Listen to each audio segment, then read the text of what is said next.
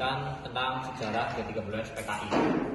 Perkenalkan, nama saya Arjudo SK Perdana Santosa, absen 6. Dan saya Galang Perdana Arya Putra, absen 17. Dan saya Sarifudin, absen 28. Peristiwa G13 PKI terjadi pada tahun 1965 dan dimotori oleh Dipa Nusantara Aidit atau DN Aidit. Pemimpin terakhir PKI di bawah kendali DN Aidit. Perkembangan PKI semakin nyata walaupun diperoleh melalui sistem parlementer. Dikutip dari buku Api Sejarah 2 oleh Ahmad Mansur Suryanegara, menurut Armstrong, yakni if everything depends of the communities, we will follow the peaceful way. Bila segalanya bergantung pada komunis, kita harus mengikuti dengan cara perdamaian. Pandangan itu disebut bertentangan dengan konsep Mao Zedong dan Stalin yang secara terbuka menyatakan bahwa komunisme dikembangkan hanya dengan melalui perang. G13 PKI terjadi pada malam hingga dini hari, tepat pada akhir tanggal 30 September dan masuk 1 Oktober 1965. Gerakan pemberontakan yang dilakukan oleh PKI mengincar perwira tinggi TNI AD Indonesia. 3 dari 6 orang yang menjadi target telah terbunuh di kediamannya, sedangkan lainnya diculik dan dibawa menuju Lubang Buaya. Ke-6 perwira tinggi yang menjadi korban G13 PKI antara lain Letnan Jenderal Anumerta Ahmad Yani, Mayor Jenderal Raden Suprapto, Mayor Jenderal Mas Tirgarmo Haryono, Mayor Jenderal Siswondo Parman, Brigadir Jenderal Donald Ishak, Brigadir Jenderal Sutoyo Siswomiharjo. Tujuan G13 PKI. Tujuan utama G13 PKI adalah menggulingkan pemerintahan era Soekarno dan menggantikan negara Indonesia menjadi negara komunis.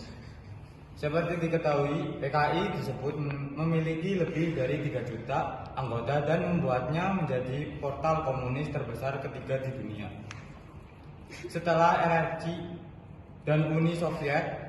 Selain itu, dikutip dari buku sejarah untuk SMK kelas 11 oleh Prawoto, beberapa tujuan G13 PKI adalah sebagai berikut.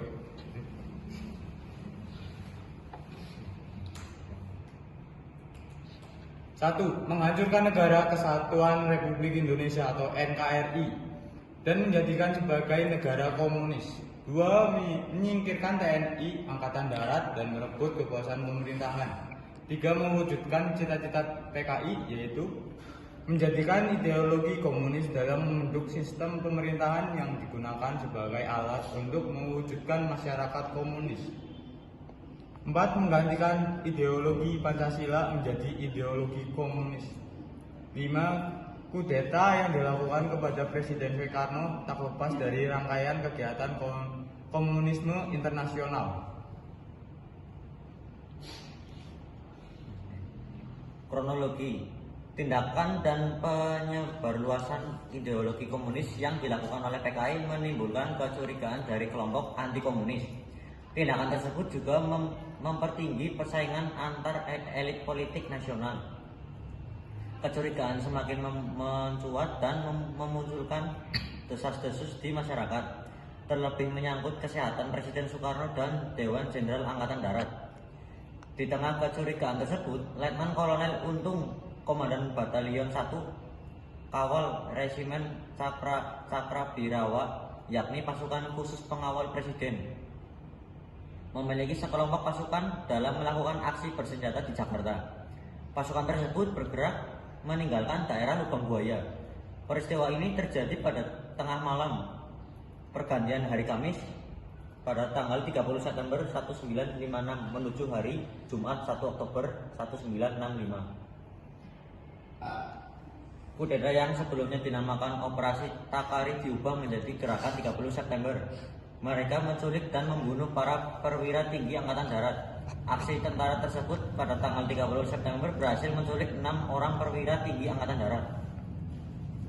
6 jenderal yang gugur dalam peristiwa G13 PKI antara lain Letnan Jenderal Anumerta Ahmad Yani, Mayor Jenderal Raden Suprapto, Mayor Jenderal Mas Tirgarmo Haryono, dan Mayor Jenderal Siswondo Parman. dan Brigadir Jenderal Donald Ishak Panjaitan dan Brigadir Jenderal Sutoyo Siswoharjo. Di samping itu, gugur pula ajudan menghakam atau Kasat Jenderal Nasution Letnan 1 Pierre Andreas Tendean dan pengawal Presiden Perdana Menteri Dr. Jenderal Layman Brigadir Polisi 1 Kolonel Katamso merupakan Komandan Korem 072 Yogyakarta, sedangkan Letnan Kolonel Sugiono merupakan Kepala Staf Korem. Keduanya diculik dan gugur di desa Kentungan sebelah utara Yogyakarta. Latar belakang G30S PKI. Secara umum, G30S PKI diterbelakangi oleh dominasi ideologi nasionalisme, agama dan komunisme Nasakom yang berlangsung sejak era demokrasi terpimpin diterapkan, yakni tahun 1959 sampai 1965 di bawah kekuasaan Presiden Soekarno. Beberapa hal lain yang menyebabkan mencuatkan gerakan yang menewaskan para jenderal ini adalah ketidakharmonisan berhubungan anggota TNI dan juga PKI. Pertentangan pun muncul di antara keduanya.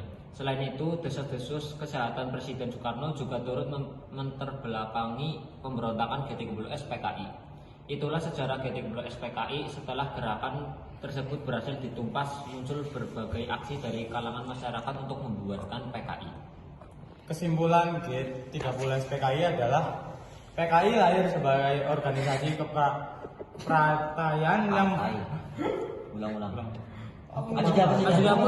Yuk lanjut ini 1 2 3 action. Kesimpulan G30S PKI adalah PKI lahir sebagai organisasi partai yang memiliki banyak tujuan. Di samping untuk menguasai politik di domestik negara, PKI juga memiliki misi untuk menghapus pengaruh kapitalisme guna mewujudkan revolusi sosial di Indonesia. Berangkat dari agenda yang dirintis oleh komunisme internasional melalui 8 program yang diusung disiplin partai PKI bercita-cita untuk mewujudkan kemerdekaan penuh atas kapitalisme.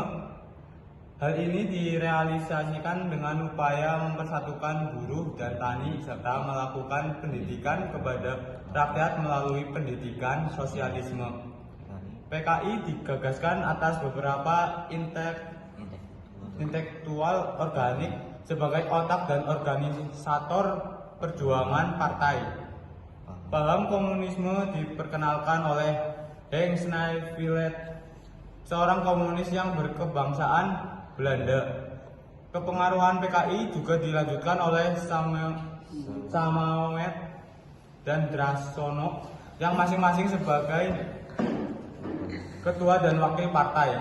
Di sisi lain, Tan Malaka juga pernah mewakili PKI dalam struktur keorganisasian di dalam Komintern. Pada dasarnya, cita-cita PKI adalah agenda yang memperhatikan kepentingan rakyat karena bertujuan untuk menciptakan masyarakat tanpa kelas. Namun karena PKI juga merupakan anggota dari komitmen, PKI sangat kaku dalam menafsirkan metode perjuangan yang sesuai untuk dilakukan di Indonesia. Kominter yang berpatron kepada keberhasilan revolusi Bolshevik lewat perjuangan bersenjata dijadikan cetak biru untuk juga dilakukan di negara lainnya.